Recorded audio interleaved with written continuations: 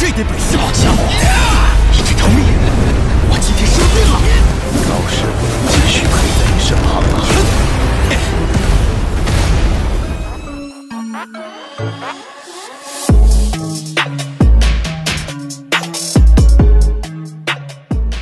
Halo para tetua, para pecinta Battle Through the Heavens dimanapun kalian berada. Gimana nih kabar para tetua yang selalu stay dan udah selalu meramaikan kolom komentar? Udah siap kancut dengan perjalanan dari Mang Oyan?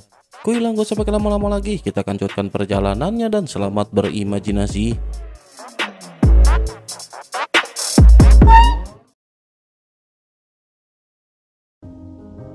Cerita masih dikanjut dengan Xiaoyan yang masih melakukan pelatihan bersama dengan klon dewa asli. Sementara itu di luar sensi, sosok wanita cantik bernama Miao Lianhua mengerutkan kening menatap ke arah sebuah gua di mana terdapat sosok Raja Iblis dan jiwa Chu Jiangye. Ia adalah sosok penjaga tempat tersebut dan di dalam diamnya sosok itu segera mendekat ke mulut gua. Namun bersamaan dengan hal tersebut, pada saat ini sosok Chu Jiangye telah menghilang tanpa jejak. Di balik keheningan itu terdengar suara ejekan yang bergema samar di dalam gua.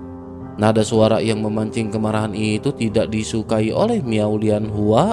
Wajahnya berubah dingin. Dengan hentakan ringan kakinya, karakter-karakter keemasan muncul di bawah telapak kakinya sebelum akhirnya melesat bagaikan kilat. Karakter-karakter ini menyusup masuk ke dalam gua dan menyebar di antara bayangan batu-batu hitam yang berlumur aura iblis. Sesaat kemudian jeritan panjang yang melengking segera terdengar dari kedalaman gua. Nada suara itu menggambarkan rasa sakit yang bercampur kemarahan, seolah seseorang yang tidak terima dipermalukan. Namun Miao Lianhua pada saat ini tampaknya tidak terpengaruh. 5 hentakan berturut-turut dari kakinya mengguncang tanah dan setiap hentakan memicu gelombang serangan yang menghantam tubuh penghuni gua. Jeritan yang menyayat dari dalam gua terus menggema naik dan turun seperti badai yang tak henti menggulungnya. Saat keheningan sementara menyelimuti tempat itu, sebuah kuas muncul di genggaman Miao Lianhua. Dengan gerakan cepat namun anggun, ia mengayunkan kuas tersebut ke udara. Cahaya keemasan memancar berubah menjadi karakter-karakter bercahaya yang melayang dan jatuh perlahan melekat kuat di batu-batu hitam yang membentuk gua tersebut. Batu-batu ini bukanlah batu biasa dan mereka adalah batu penekan iblis.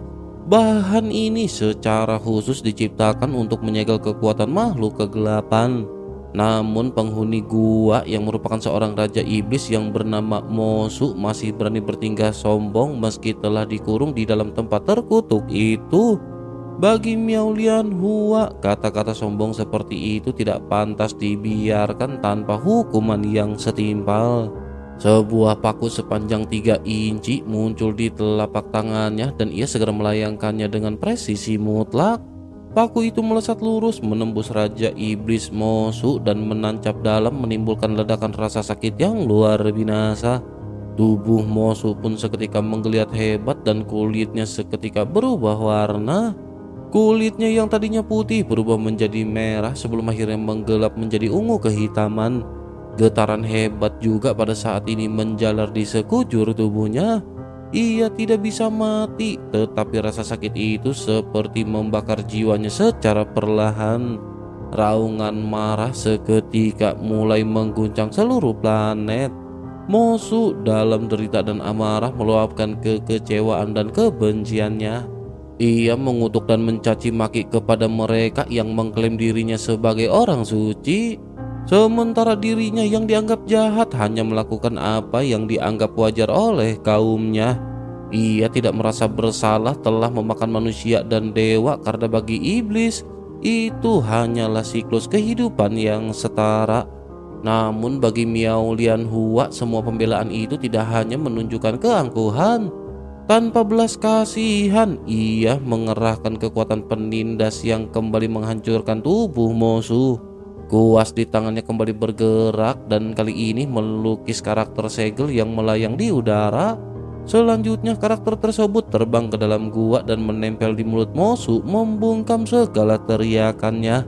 Wajah Miao Lianhua juga tampak terlihat jijik dan ia tidak ingin berlama-lama di tempat kotor tersebut.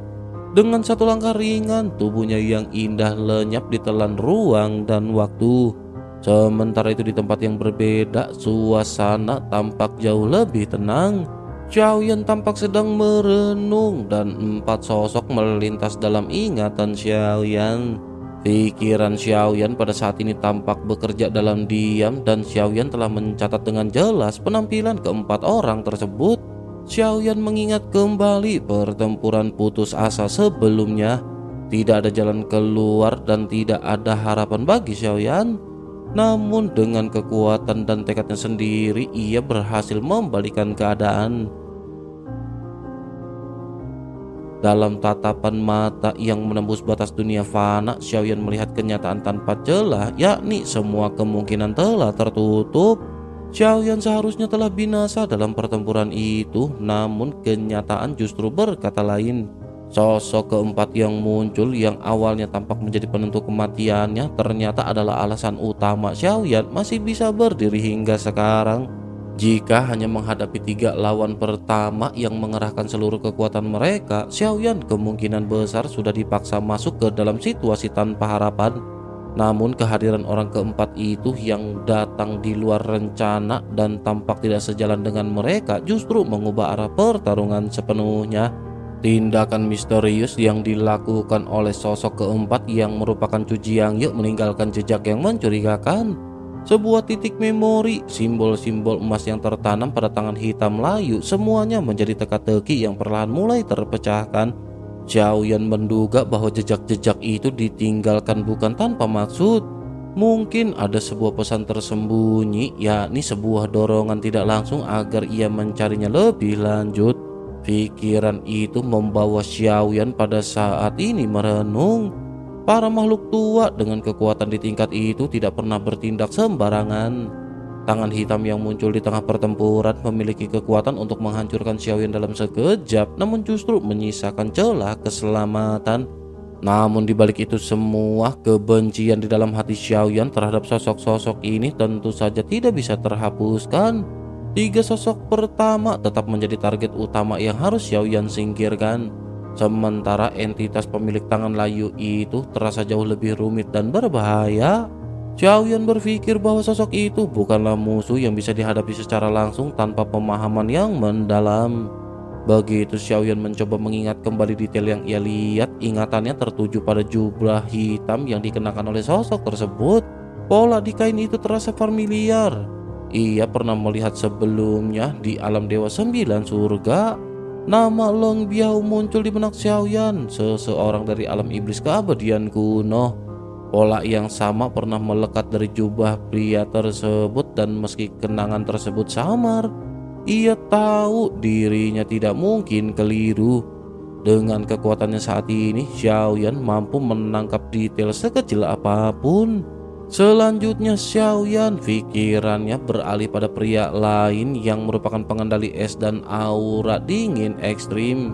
Fluktuasi energi yang dipancarkan dari tubuh Bing Leidong terasa aneh dan sulit untuk dinilai, tetapi penampilannya yang mencolok dan kekuatan uniknya membuatnya mudah dikenali. Ia bukanlah sosok yang akan sulit ditemukan dan Xiaoyan segera beralih ke sosok wanita yang tak lain dan tidak bukan adalah Tian Luolan. Tubuhnya ditumbuhi cabang, auranya asing seakan berasal dari dunia pegunungan dan lautan. Wujudnya mencerminkan keanehan yang mengganggu namun juga menyimpan petunjuk tentang asal-usulnya. Xiaoyan mengingat mereka satu persatu, menata kembali potongan-potongan identitas yang sempat ia tangkap dalam pertempuran. Xiaoyan tahu ketika sebuah aksi telah diambil, maka dendam pun telah ditorehkan. Xiaoyan tidak akan membiarkannya berlalu begitu saja. Mereka semua adalah ahli tingkat kelima, namun kini Xiaoyan memiliki sebuah keyakinan. Jika klon dewa aslinya berhasil menerobos ke alam kuno dan kekuatan dari tubuh utamanya meningkat lebih jauh, maka selama tidak diserang secara bersamaan, Xiaoyan yakin dapat menghadapi mereka satu persatu. Namun meskipun begitu, tujuan utama Xiaoyan pada saat ini bukanlah membunuh. Xiaoyan melihat peluang lain. Jika kekuatan mereka bisa digunakan untuk memperjuangkan Senshi, mengapa mereka tidak dimanfaatkan? Dalam pikirannya, strategi itu perlahan-lahan mulai terbentuk dengan matang. Jika kekuatan mereka bisa direbut dan dikendalikan, maka mereka dapat bertarung untuk Xiaoyan. Mereka pernah bertarung demi orang lain, maka tidak mustahil bagi mereka untuk diarahkan pada tujuan Xiaoyan. Waktu terus bergulir, sementara Xiaoyan tenggelam dalam semua pikirannya. Rekan-rekannya dari tim Fearless masih berada di luar angkasa dan belum menunjukkan diri. Namun Xiaoyan dapat merasakan perubahan dari jarak yang jauh. Aura mereka menjadi lebih kuat, kekuatan mereka juga mengalami peningkatan. Hal ini adalah pertanda bahwa keberuntungan menyertai mereka dalam pertempuran sebelumnya. Namun satu masalah yang belum terselesaikan, yakni blokade yang dibuat oleh dewa asli yang masih mengurung segalanya. Kemarahan pada akhirnya memang menghasilkan kekuatan besar, namun dengan harga yang sangat mahal. Tanpa adanya kartu truf atau jika musuh melancarkan serangan mendadak di saat seperti ini, maka itulah celah yang mengancam nyawa Xiaoyan. Xiaoyan menyadari inilah titik Xiaoyan yang paling rapuh. Ini adalah kondisi sebenarnya yang mungkin bisa menjadi akhir perjalanan bagi Xiaoyan. Yang tersisa bagi Xiaoyan kini hanyalah kekuatan jiwa alam void. Pandangan mata Xiaoyan beralih ke bintang kembar di mata klon dewa aslinya. Salah satunya mewakili kekuatan simbiosis, sementara yang lain tampaknya berfungsi sebagai jembatan komunikasi dengan leluhur dewa asli. Hal ini sepertinya akan memungkinkan peminjaman kemampuan leluhur untuk sementara waktu. Sementara tubuh asli Xiaoyan belum mampu menembus blokade, Xiaoyan terus menyusun kesimpulan dari pertempuran yang baru saja terjadi. Xiaoyan mempertimbangkan apa yang telah diperoleh dan apa yang telah hilang. Pertarungan semacam ini membawanya pada pemahaman baru tentang batas dan potensi yang Xiaoyan miliki. Namun masih ada satu bayang-bayang pertanyaan yang pada saat ini menggantung di benak Xiaoyan. Dewa asli dari tulang raksasa itu dan 3 bayangan hitam yang belum juga menampakkan diri masih terngiang di benak Xiaoyan. Mungkinkah mereka adalah dewa asli lainnya yang menunggu waktu untuk muncul? Dalam diam Xiaoyan menatap jauh ke depan ke arah langit yang tak bersuara. Pertempuran mungkin telah usai, namun badai yang lebih besar baru saja bersiap untuk turun. Setelah pertempuran yang intens itu, kekuatan misterius dari tulang raksasa perlahan menghilang dari tubuh Xiaoyan.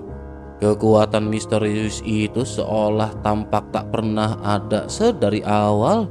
Meski demikian, peningkatan kekuatan itu tidak sepenuhnya lenyap tanpa bekas. Tubuhnya mengalami peningkatan kecil namun signifikan dan darah serta ki-nya mengalir lebih kuat. Hal ini memberi dorongan halus namun nyata terhadap kekuatan fisik Xiaoyan. Tulang raksasa tersebut ternyata bukan hanya seonggok benda mati. Ia menyimpan potensi untuk bersatu dengan tubuh dewa asli raksasa super dan menciptakan sinergi yang mampu melepaskan kekuatan tempur luar binasa. Xiaoyan mulai memahami struktur dan fungsi dari bagian-bagian tulang itu. Permukaan luar yang berasal dari kutil raksasa menyerupai senjata tajam, sementara bagian tubuh lainnya berbentuk semacam baju jirah kokoh. Titik-titik vital seperti tinju, siku, dan lutut memancarkan daya serang paling brutal, khususnya siku yang memiliki rangka luar yang tajam. Jika didorong dengan kekuatan penuh, bahkan mampu melampaui ketajaman bilah pedang. Pikiran Xiaoyan terus memutar kembali pengalaman barunya dengan tulang raksasa leluhur tersebut. Xiaoyan menyadari bahwa dengan kemampuan dari bintang di matanya, Xiaoyan masih memiliki peluang untuk mendapatkan kekuatan dari tulang leluhur lainnya. Selain itu, Xiaoyan juga bisa memperkuat tubuh dewa asli yang telah menjadi miliknya. Ketiga bayangan hitam leluhur yang belum dijamahnya juga menyimpan rasa penasaran mendalam. Ini seperti sebuah teka-teki kekuatan yang masih menantinya di masa depan. Tubuh dewa asli itu bukan hanya sebuah simbol kekuatan, tetapi juga jendela baru bagi pemahaman Xiaoyan terhadap tubuhnya sendiri. Ia mendapatkan lebih banyak wawasan tentang bagaimana tubuh dapat ditingkatkan dan bagaimana energi primordial yang mengalir di dalamnya bisa dioptimalkan. Proses transformasi ini akan terus berlanjut menuntun Xiaoyan menuju pencapaian yang lebih tinggi. Namun, waktu tidak berjalan seperti apa yang ia bayangkan. Blokade ruang dan waktu yang melingkupi negeri ini berlangsung jauh lebih lama dari ekspektasi Xiaoyan. Bertahun-tahun berlalu dalam sekejap mata, menyisakan desisan dingin dalam benaknya, dan ini adalah sebuah pengingat bahwa waktu adalah musuh sekaligus sekutu. Di tengah kekosongan waktu itu, Xiaoyan memutuskan untuk memusatkan perhatian pada jalur lain. Xiaoyan pada saat ini memikirkan mengenai pemurnian pil. Dengan peningkatan signifikan pada kekuatan jiwanya, kini ia memiliki peluang untuk melampaui batas-batas lama dalam proses alkemis. Pil pertama yang Xiaoyan pilih untuk disempurnakan adalah pil pengembalian mimpi. Ini adalah sebuah pil tingkat tinggi dari 3 resep yang diberikan oleh Qi. Meski efeknya tampak kurang berguna dibandingkan dengan yang lain, kesulitan dalam proses penyempurnaannya membuatnya menjadi tantangan utama. Ketersediaan bahan obat juga pada saat ini sesungguhnya menjadi kendala besar. Bahan-bahan yang diberikan oleh Qi tidak mencukupi, namun Xiaoyan berhasil mengatasi sebagian besar kekurangannya dengan membudidayakan tanaman langka tersebut di Taman Lingpu Menara Pemurnian. Rencana jangka panjang pun pada saat ini tersusun di dalam benak Xiaoyan.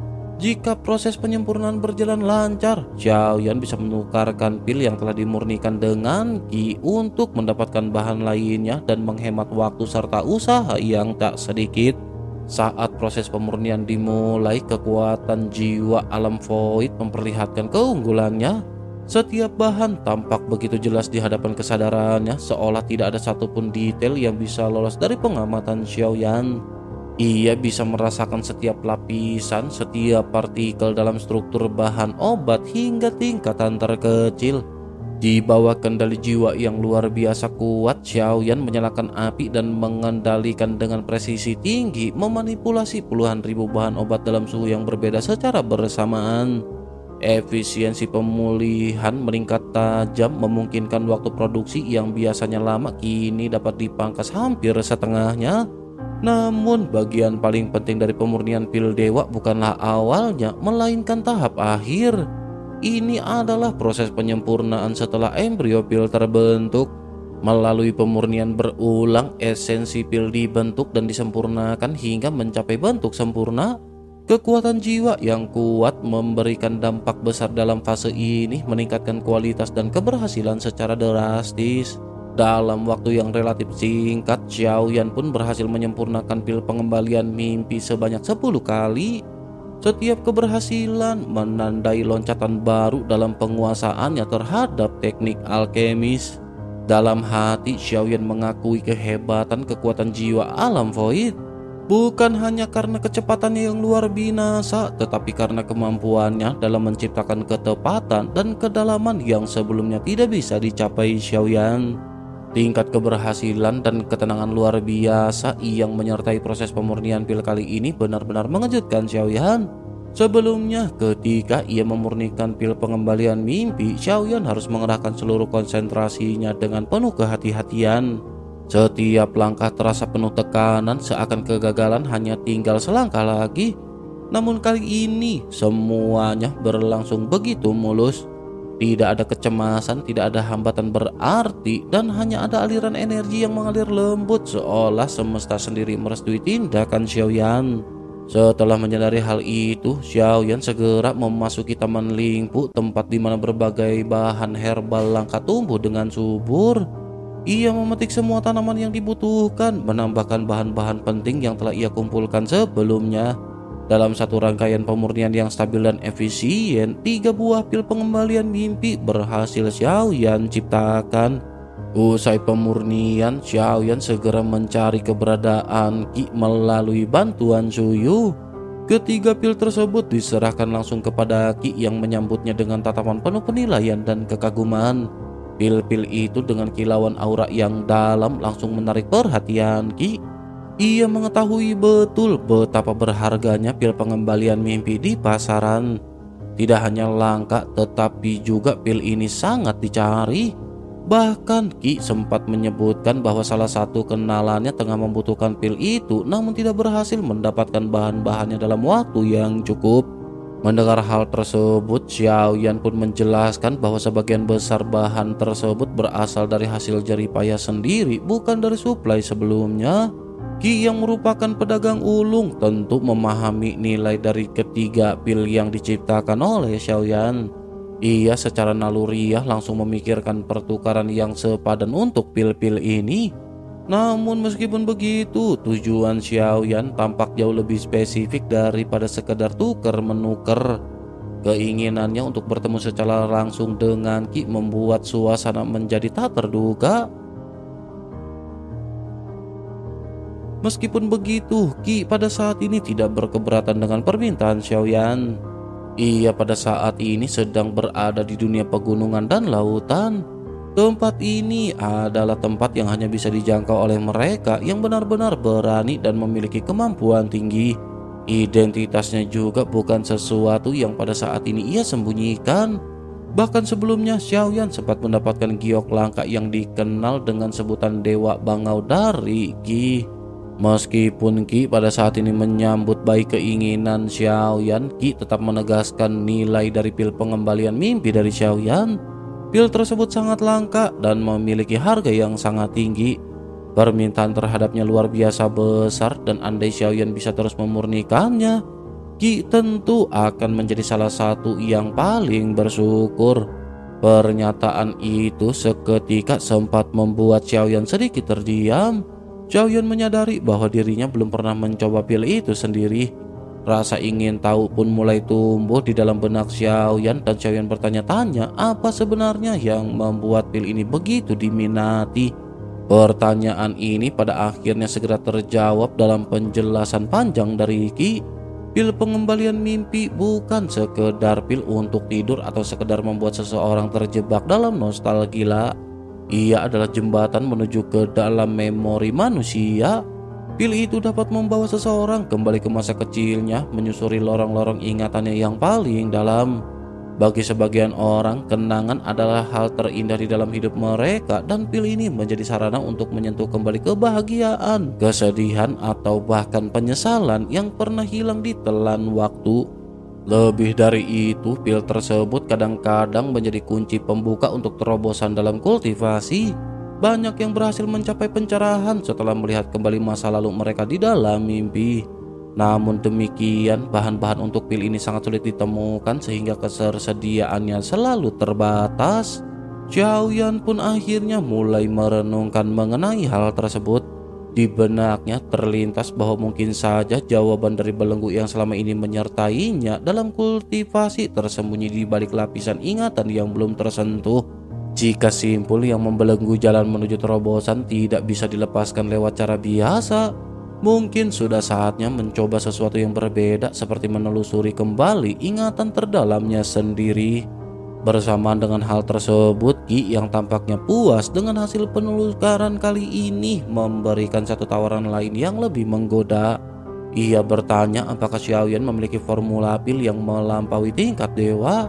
Pertanyaan ini merupakan sebuah pertanyaan yang sebenarnya selaras dengan maksud awal Xiaoyan. Xiaoyan memang datang untuk menukar formula dan kali ini tujuannya adalah mencoba menembus batas yang selama ini belum pernah ia capai. Xiaoyan ingin menerobos ke tingkat pil transendensi. Formula pil tingkat transenden ini seperti apa yang dikatakan Ki sangatlah langka.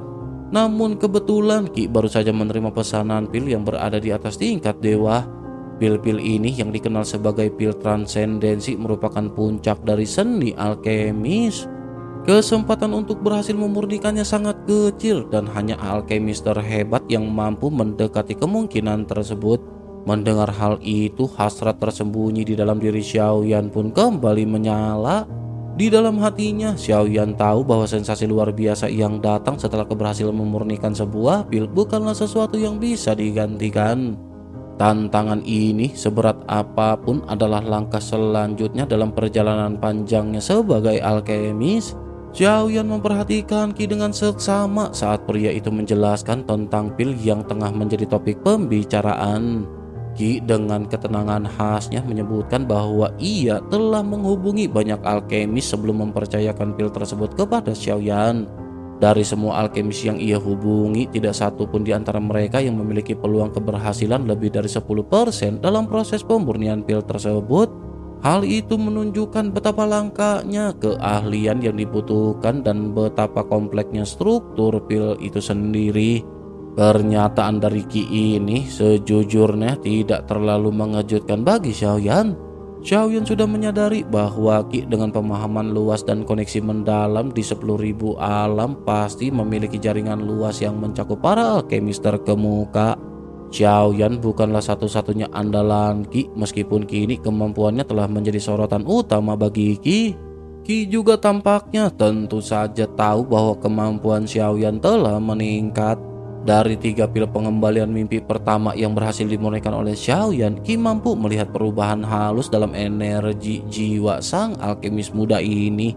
Sebagai seorang yang telah lama menapaki dunia luas, Qi memiliki mata tajam dan intuisi kuat terhadap potensi tersembunyi. Ia melihat kemungkinan bahwa Xiaoyan telah mencapai terobosan dalam kekuatan jiwanya. Perbedaan kualitas pada pil pengembalian mimpi yang sebelumnya dan yang terakhir disempurnakan oleh Xiaoyan memang mencolok. Meski sebelumnya Xiaoyan sudah mampu memurnikan pil tersebut, versi terbarunya menunjukkan tingkat kejernihan, kestabilan, dan kekuatan esensi yang jauh lebih baik. Perubahan itu menjadi pertanda bahwa Xiaoyan siap menghadapi tantangan yang lebih tinggi. Xiaoyan juga pada saat ini tidak menyangkal apa yang baru saja dikemukakan oleh Qi. Sebaliknya Xiaoyan mengakuinya dengan tenang. Ia memang berniat menantang dirinya sendiri untuk menyempurnakan pil dengan tingkat kesulitan yang lebih tinggi. Qi yang selalu murah hati dalam penilaiannya terhadap Xiaoyan tidak melihatnya semata dari segi kekuatan. Ia menilai dari potensi dan keberanian yang diperlihatkan oleh Xiaoyan. Dengan sikap tenang, Qi mulai memperkenalkan pil yang menjadi pusat perhatian mereka. Pil itu dikenal sebagai pil ibu yin yang, sebuah pil transenden dengan khasiat yang benar-benar aneh dan unik. Setelah dikonsumsi, pil itu memungkinkan penggunanya untuk menciptakan entitas kembar dari dirinya sendiri. Ketika salah satu entitas terbunuh, sub eliksir yang tersegel dalam tubuh kembar itu akan aktif. Tubuh itu mewarisi seluruh kekuatan pemilik aslinya dan bisa membangkitkan kembali tubuh yang terbunuh. Alis Xiaoyan seketika terangkat saat menyadari keanehan fungsi pil tersebut. Pil ini memberikan kesempatan kedua dalam kehidupan, dan ini merupakan sesuatu yang bahkan tidak mampu dilakukan oleh pil dewa sekalipun. Dengan strategi tertentu seperti penyimpanan barang-barang penting di dalam ruang retakan, seseorang bisa menghindari kerugian bahkan dalam situasi kematian. Dalam pertempuran melawan musuh yang sulit, keberadaan entitas kembar itu bisa menciptakan faktor tak terduga yang menentukan hasil akhir. Pil ibu yin yang bukan sekedar barang langka, itu adalah harta yang sangat diburu oleh para dewa abadi. Tidak mengherankan bila banyak pihak tergila-gila akan keberadaan pil tersebut. Namun tentu saja kemuliaan seperti itu datang dengan harga yang sepadan.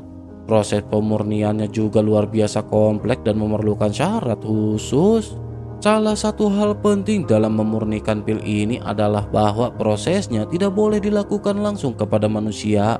Sebagai gantinya dibutuhkan boneka atau bahkan mayat sebagai wadah awal untuk menampung hasil akhir dari pil ibu yin yang. Minimal diperlukan tubuh dewa abadi langkah ketiga agar dapat menampung energi pil yang sangat besar. Meski persyaratan tubuh semacam itu masih bisa dicari, kesulitan sebenarnya justru terletak pada proses pemurnian dan bahan utama yang sangat langka. Bahan itu bernama buah kembar yin yang, dan buah ini dikenal sangat langka dan hanya tumbuh di tubuh makhluk kuat setelah mereka gugur dalam pertempuran. Keberadaannya nyaris mitos, dan bahkan jika ditemukan, kebanyakan sudah dalam kondisi layu dan tidak lagi layak digunakan. Qi juga mengakui bahwa satu-satunya buah yang ia temukan juga sudah tidak lagi bisa dipakai untuk proses pemurnian. Mendengar hal itu, Xiaoyan pun seketika terdiam. Xiaoyan menyadari bahwa walaupun memiliki kemampuan untuk memurnikan pil, waktu yang tersedia terlalu sempit untuk menyelesaikan tugas serumit ini. Bukan karena Xiaoyan tidak mampu, tapi karena mempertimbangkan waktu dan resiko, Xiaoyan merasa memurnikan pil Ibu Yin yang mungkin bukan langkah tepat untuk saat ini. Xiaoyan pun terdiam, tertegun dengan kesulitan dan persyaratan dari pil tersebut.